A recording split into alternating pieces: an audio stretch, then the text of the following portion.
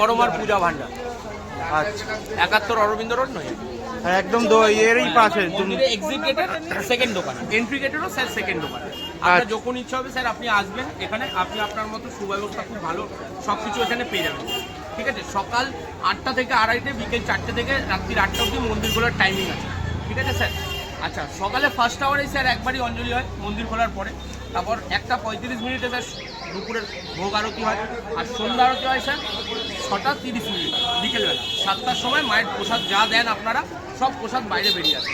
ঠিক আছে, ওখানে আপনি লাইন দিয়ে দাঁড়ালে মায়ের ভোগ প্রসাদ, অন্নপ্রসাদ, তারপরে শীতল ভোগ, সন্দেশ প্রসাদ, সব রকমের প্রসাদের সুবিধা পেয়ে যাবেন।